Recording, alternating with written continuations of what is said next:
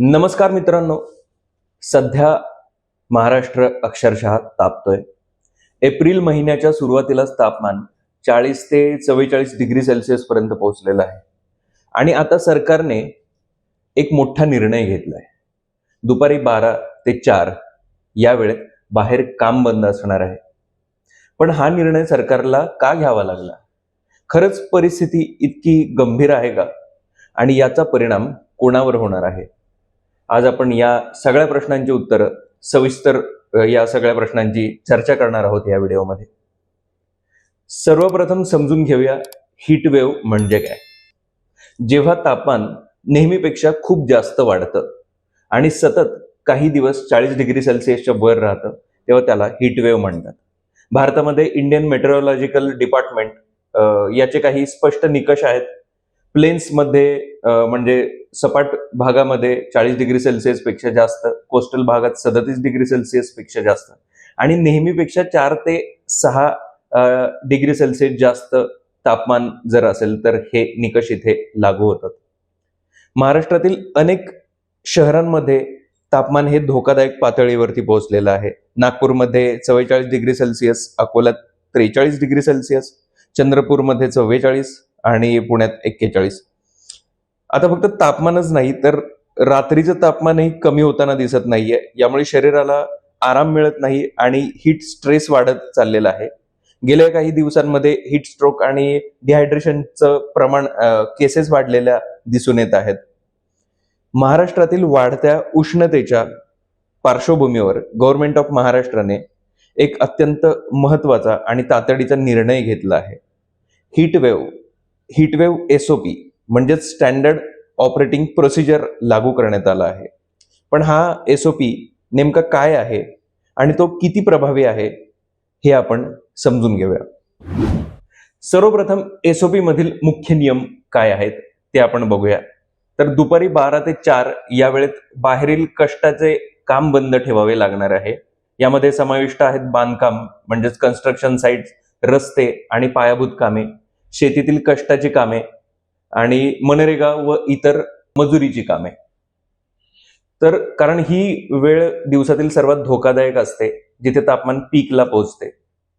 हा फक्त सल्ला नाहीये प्रशासनाकडून, तर प्रशासनासाठी स्पष्ट आदेश आहेत सरकारकडून. जिल्हाधिकारी, महानगरपालिका, ग्रामपंचायत यांना कडक अंमलबजावणीचे निर्देश देण्यात आलेले आहेत. कामाच्या ठिकाणी पिण्याच्या पाण्याची सोय केली जावी, सावली असावी, विश्रांतीची वेळ निश्चित करण्यात यावी. याचबरोबर काही ठिकाणी तर कामाचे वेळापत्रकच बदलण्याचे आदेश देखील दिले गेलेले आहेत. म्हणजेच उदाहरण पाहायचं म्हटलं तर सकाळी लवकर काम सुरू करण्याचे आदेश आहेत, दुपारी विश्रांती घेण्याचे, संध्याकाळी पुन्हा काम सुरू करण्याचे. तर आता प्रश्न असा आहे की सरकारला इतका मोठा निर्णय का घ्यावा लागला?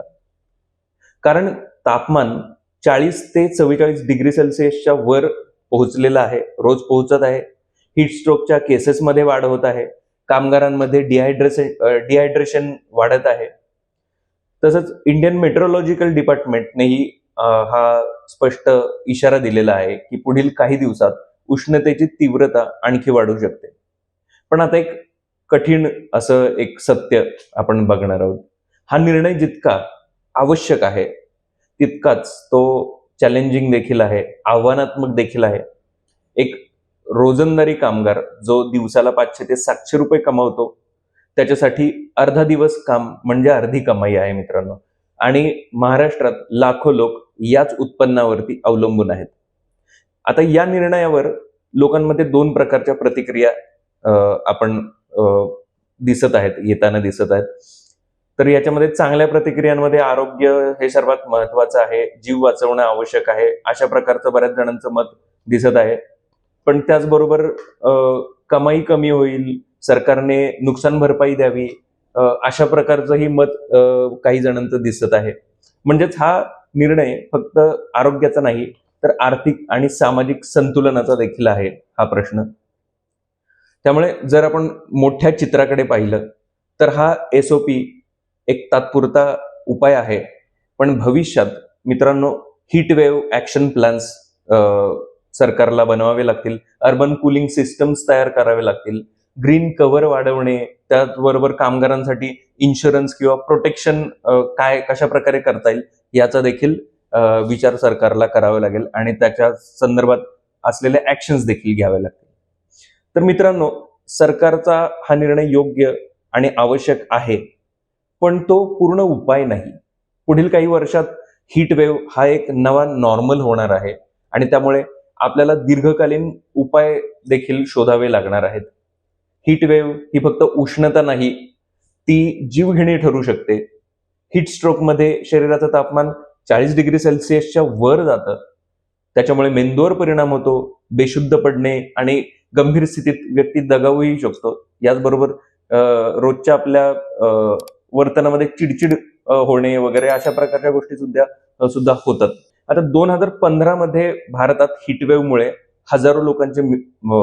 हजारो लोक दगावली होती मित्रांनो. त्यामुळे हा विषय खूप गंभीर आहे, विचार करण्यासारखा आहे.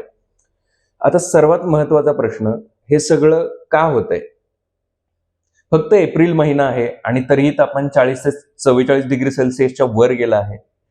तर ही एक नैसर्गिक घटना आहे का, की यामागे काही मोठं कारण आहे? तर याचं उत्तर आहे मित्रांनो, क्लायमेट चेंज. म्हणजेच पृथ्वीचं सरासरी तापमान हळूहळू वाढत चाललेलं आहे आणि त्यामागचं मुख्य कारण म्हणजे वाढतं प्रदूषण आहे, कार्बन डायऑक्साईड CO2चं उत्सर्जन आहे, जंगलांची तोड आहे, शहरीकरण आहे. पूर्वी हीटवेव्ह ही दुर्मिळ घटना होती, पण आता जास्त प्रमाणात ती वारंवार येताना दिसते, जास्त दिवस टिकते देखील ती आणि तितकीच जास्त तीव्रता पण तिची तेवढीच असते, कारण पृथ्वीचं तापमान आधीच जास्त आहे. म्हणजेच हीट वेव्ह आता एक्सेप्शन नाही तर न्यू नॉर्मल बनायला लागलेलं आहे. त्याच्यामध्ये काही आपल्याला विशेष वाटण्यासारखं काही नसावं अशा प्रकारची परिस्थिती निर्माण झालेली आहे. जर आपण डेटा पाहिला तर गेल्या 10 ते 15 वर्षात भारतात हीटवेव्हची संख्या आणि तीव्रता दोन्ही वाढलेली आहे. इंडियन मेट्रोलॉजिकल डिपार्टमेंट आणि जागतिक स्तरावर inter governmental panel on climate change या दोघांनीही हे स्पष्ट केलेलं आहे की भविष्यात हीटवेव्ह अधिक तीव्र आणि लांब असतील. ही खूप सिरियस गोष्ट आहे. महाराष्ट्रात ही समस्या अधिक गंभीर का आहे? याचं कारण आहे वेगानं वाढणारं शहरीकरण, कॉन्क्रीट जंगल, याच्यामुळे उष्णता अडकते, झाडांची कमी होत जाणारी संख्या, पाण्याची टंचाई आणि विशेषतः विदर्भ आणि मराठवाड्यात हे हीट हॉटस्पॉट बनत आहेत. हे दोन्ही पण भाग महाराष्ट्रातले. जर आपण आत्ताच काही केलं नाही तर पुढील काही वर्षात एप्रिल नाही, मार्च पासूनच हीटवेव्ह सुरू होईल आणि तापमान 45 डिग्री सेल्सिअस हे सामान्य तापमान असेल. कारण कामगार आणि सामान्य लोकांसाठी जगणं कठीण होईल याच्यामुळे. म्हणजेच हा फक्त आजचा प्रश्न नाही मित्रांनो, हा आपल्या भविष्यासाठीचा इशारा आहे आणि अजूनही वेळ गेलेली नाही. परिस्थिती गंभीर आहे, पण ती बदलण्याची संधी अजूनही आपल्या हातात आहे. सरकारची भूमिका देखील याच्यामध्ये तितकीच महत्वाची राहणार आहे, कारण बदलाची सुरुवात व्यवस्थेपासून होणे देखील तितकंच आवश्यक असतं. आता महाराष्ट्र सरकार आणि स्थानिक प्रशासन यांच्यासाठीही ही एक मोठी जबाबदारी बनलेली आहे. महाराष्ट्रात SOP हा फक्त पुरेसा ठरणार नाही, तर याच्यासाठी आवश्यक आहेत त्या हीट ऍक्शन प्लॅन्स, शहरांमध्ये कुलिंग झोन्स, अधिकाधिक ग्रीन कव्हर वाढवणं आणि उष्णतेला तोंड देणारी अर्बन प्लॅनिंग, याचबरोबर शहरांची पुनर्रचना देखील तेवढीच आवश्यक आहे. आजची शहरं कॉन्क्रीटच्या जंगलात बदलली आहेत. हीच शहरं उष्णता साठवतात. पण जर आपण बदल केला, कूल रूफ टेक्नॉलॉजी आपण अंमलामध्ये आणली, व्हाईट रिफ्लेक्टिव्ह सर्फेसेस जर आपण तयार केले, व्हर्टिकल गार्डन्स तयार केले, वॉटर बॉडीज रिवायवल अशा प्रकारची यंत्रणा जर आपण अंमलात आणली, तर शहरं पुन्हा जगण्यालायक होऊ शकतात.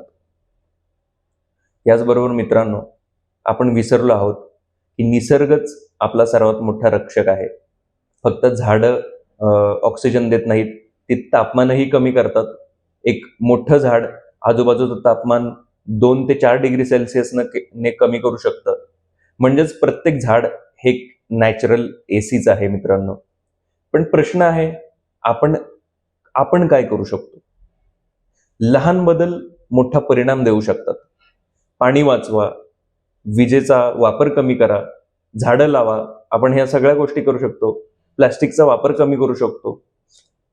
हे फक्त सल्ले नाहीत मित्रांनो, ही आपल्या भविष्यासाठीची गुंतवणूक आहे. याचा प्रत्येकानं मनापासून विचार करणं गरजेचं आहे.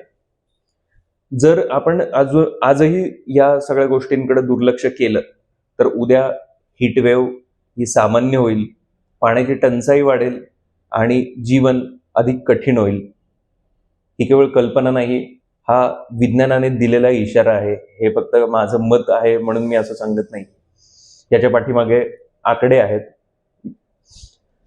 पण अजूनही आशा आहे, कारण बदल एका दिवसात होत नाही. तो सुरू होतो एका छोट्या पावलाने. तर आता ह्या हीट वेव्ह पासून वाचण्यासाठी नागरिकांनी काय करावं, यासाठी सरकारने काही सूचना दिल्या आहेत. त्या सूचनांमध्ये दुपारी बाहेर जाणं टाळा, जास्त पाणी प्या, ORS वापरा, वृद्ध आणि लहान मुलांची विशेष काळजी घ्या. अशा प्रकारच्या काही सूचना आपल्या सरकारने त्या SOP मध्ये दिलेल्या आहेत. तर मित्रांनो, महाराष्ट्रातील हीट वेव्ह ही एक मोठी चेतावणी आहे. सरकारने घेतलेला निर्णय योग्य आहेच, पण त्याचे सामाजिक आणि आर्थिक परिणामही आहेत. आता गरज आहे सजग राहण्याची, नियम पाळण्याची आणि स्वतःची व इतरांची काळजी घेण्याची.